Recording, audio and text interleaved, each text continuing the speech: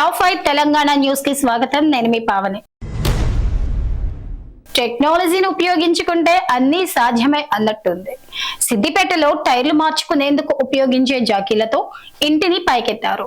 ఇక వివరాల్లోకి వెళ్తే సిద్దిపేటకు చెందిన ఆరుట్ల యాదవరెడ్డి 15 ఏళ్ల క్రితం ఇల్లు నిర్మించగా ఇప్పుడు అది రోడ్డుకు సమాంతరంగా ఉంది. దీంతో ఇంటిని 3 నుంచి 5 ఫీట్ల ఎత్తుకు పెంచేందుకు ఓ కన్స్ట్రక్షన్ ను సంప్రదించగా 15 మంది కూలీల సాయంతో 100 జాకీలతో పని మొదలుపెట్టి ఇంటిని పైకి లేపారు.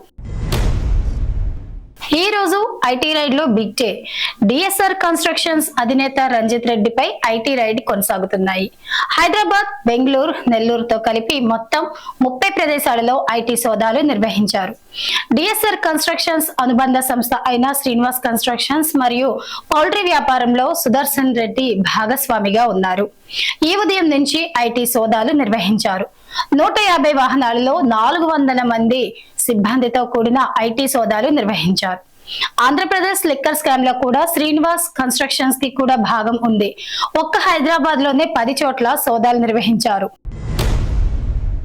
ఫోటో జర్నలిస్టుల సమస్యలను సీఎం దృష్టికి తీసుకెళ్లి పరిష్కరించేలా కృషి చేస్తానని టీజీఐఐసి చైర్పర్సన్ నిర్మలారెడ్డి అన్నారు.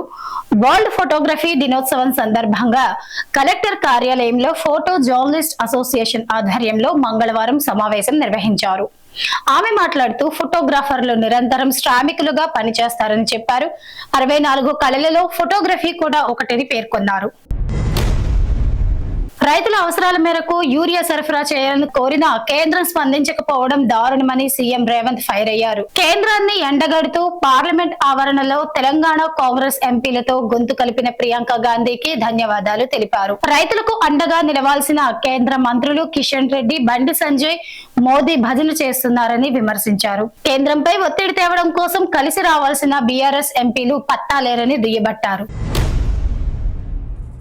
జిల్లాల్లో భారీ వర్షాలు కురుస్తున్నందున ప్రజలు అప్రమత్తంగా ఉండాలని కలెక్టర్ ప్రావీణ్య మంగళవారం తెలిపారు. చెరువులు, వాగులు పొంగి పొర్లుతున్నందున అటువైపు వెళ్లవద్దని సూచించారు. రోడ్లపైకి వర్షం నీరు రావడంతో కొన్ని ప్రాంతాలకు రాకపోకలను మూసివేసినట్లు పేర్కొన్నారు. ప్రజలు సాధ్యమైనంత వరకు ఇంటికే పరిమితం కావాలని సూచించారు. చెరువుల వద్ద పోలీసులు బందోబస్తు ఏర్పాటు చేయాలని తెలిపారు. ఇది ఇవాల్టి తెలంగాణ టాప్ 5 న్యూస్. మరో తెలంగాణ టాప్ 5 న్యూస్ లో మళ్ళీ కలుద్దాం.